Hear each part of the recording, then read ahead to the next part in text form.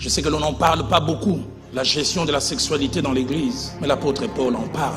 Lorsque nous parlons de tempérance, nous visons 3 catégories de personnes qu'il y a ici. Celles et ceux qui ne sont pas encore mariés. Et là aussi, il y a 2 sous-groupes. Il y a des célibataires tout court, et puis il y a des fiancés. Mais deuxièmement, nous visons les mariés, hommes ou femmes, soit qui vivent ensemble, ou comme ça peut arriver, l'homme ou la femme est obligé de se déplacer. Mais nous voulons aussi penser à ceux et ceux qui ne sont plus mariés. Il est veuf, elle est veuve, ou il ou elle est divorcée. À ces 3 groupes, la Bible nous donne un message clair. Premièrement, à celles et à ceux qui ne sont pas encore mariés, la Bible parle clairement. Premièrement, la Bible nous montre que la sexualité a été créée par Dieu. La sexualité n'est pas la création du diable. C'est Dieu qui a même pensé à tout pour qu'il y ait une joie, que dis-je, une forme de félicité dans la sexualité. Genèse chapitre 1er, verset 27, quand Dieu a créé l'homme et la femme, c'est lui qui a fait tous ces petits détails. Et Genèse chapitre 2, verset 22, il a amené la femme vers l'homme. Il a dit, multipliez et remplissez la terre, pas en jouant aux billes. C'est lui qui a donné le coup d'envoi en disant, maintenant vous pouvez y aller. La sexualité vient de Dieu. Mais deuxième chose que je voudrais dire à vous les jeunes, Dieu veut la sexualité mais dans un cadre. Il veut la sexualité dans le cadre du mariage. Il est étonnant de voir des jeunes gens plus actifs sexuellement que les mariés. Et le plus triste des jeunes gens prétendus spirituels, actifs avec A majuscule. J'aime souvent dire chez nous à l'église, je sais reconnaître les jeunes gens qui ont triché pendant les fiançailles. Ceux qui se sont gardés, ils n'aiment pas que la soirée dure longtemps. Vous dansez un peu vers 23h, on va finir quand? Les tricheurs, même à 1h du matin, les gens veulent partir, mais continuons, non, la joie est là. Continuons. Ils ont déjà triché, consommé. Ils ont mangé entrée, repas central, et dessert et la suite même.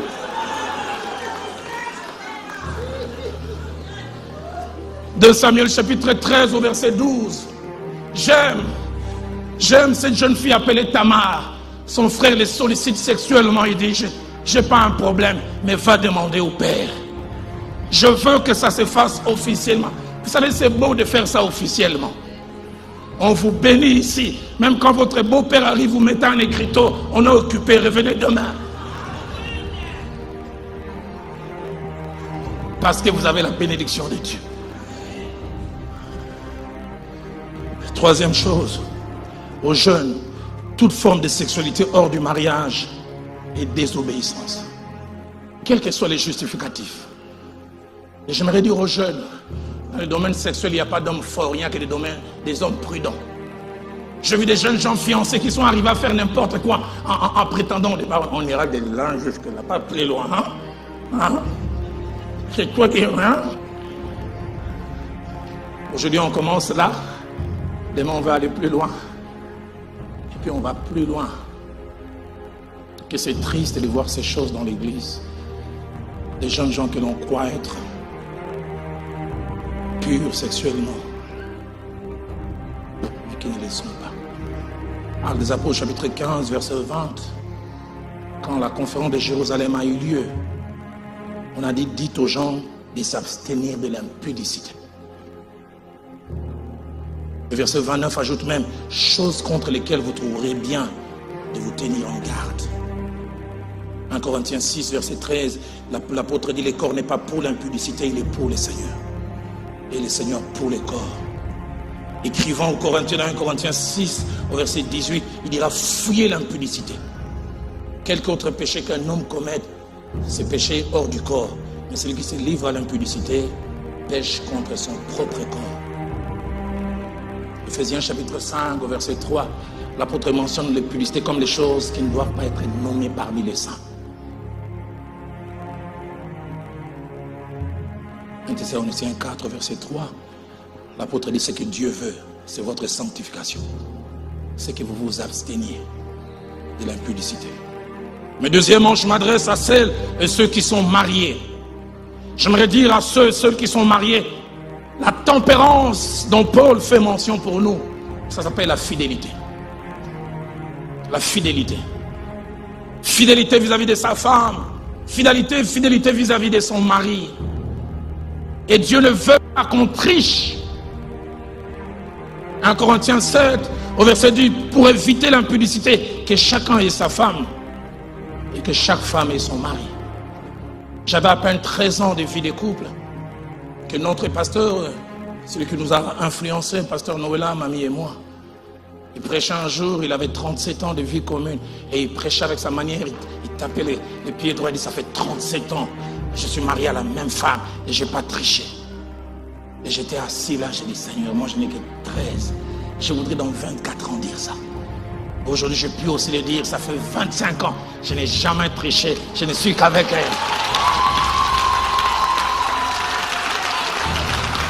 C'est possible.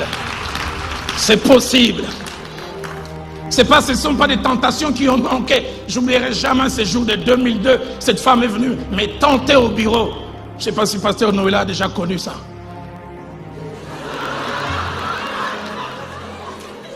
Et là, dans mon bureau, je lui dis, est-ce qu'on peut prier? Elle dit, si tu veux. Je dis, oh, si je veux. Et puis je prie. Quand j'ai fini de dire amen, elle ne bougeait pas. Je baisse la tête et les yeux. Il me dit, est-ce que j'ai pas, au lieu de t'appeler pasteur Roland, de t'appeler Roland? Je dis, oh Roland.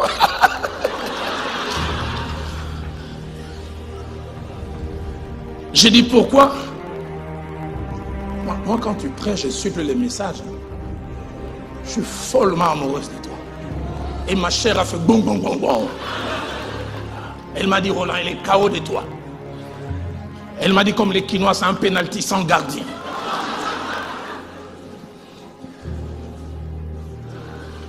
Je lui ai dit, mais je suis marié. Il me dit, qu'est-ce que ça fait?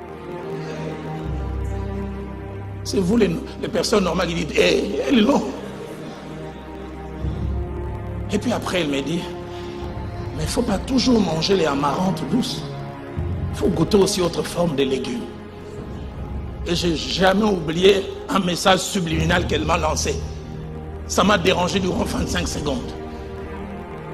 Elle dit, est-ce que ta femme sait tout faire? Je dis, tout là, ça veut dire quoi? Parce que moi, si je te fais certaines choses, tu vas l'oublier. Je disais, quelles sont ces choses?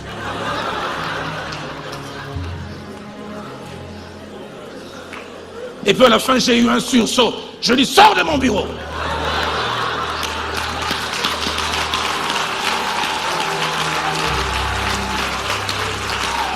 Nous ne le faisons pas, non pas parce que nous n'avons pas l'occasion. Nous le faisons parce que nous avons décidé avec Dieu d'être fidèles à nos épouses. Vous ne pensez pas que de temps en temps, quand je passe, les sœurs se collent les genoux. Vous ne pensez pas que quand je passe, ils disent, oh, quelle créature. Mais j'ai dit, Seigneur, j'ai choisi Viviane. Et j'irai avec Viviane jusqu'au bout. Vous ne pensez pas aussi de temps en temps, mes yeux sont attirés. Un homme de Dieu a dit, c'est pas parce qu'on est rempli du Saint-Esprit jusqu'aux dents que quand on voit une femme passer, c'est comme une auto blindée. Moi, je ne vois rien. Moi, je ne sens rien. C'est vrai, tu ne sens rien.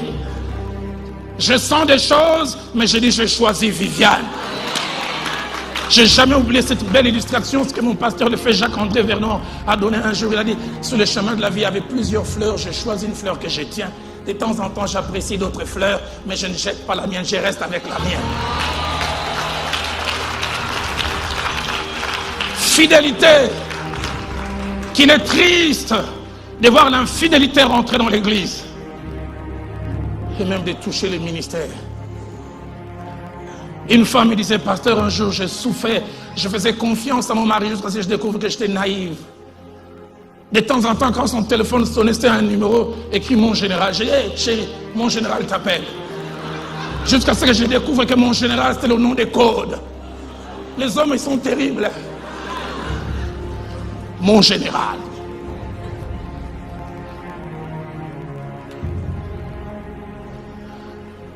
Mais si déjà, Le manque de maîtrise de soi dans le domaine sexuel est une mauvaise chose pour tout homme. Pire encore pour les hommes et les femmes qui sont dans les sacerdoces. L'apôtre Paul a dit à son fils dans 1 Timothée 4, de sois un modèle en pureté. Je suis triste quand je vois 1 Samuel 2, 22, la Bible parlant des fils du sacrificateur Élie. Manquant de maîtrise, la Bible dit, il couchait avec des femmes.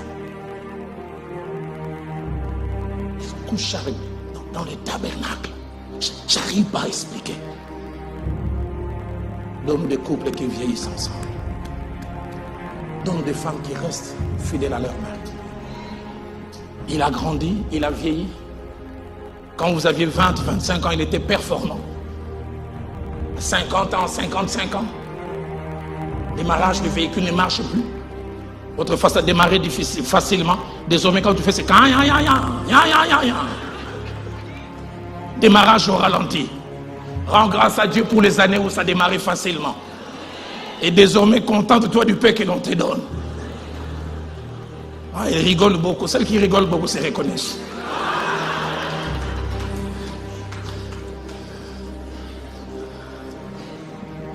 Maîtrise de soi. Je vais aller vers ma conclusion.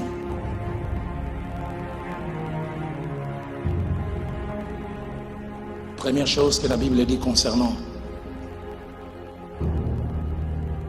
ceux qui sont mariés.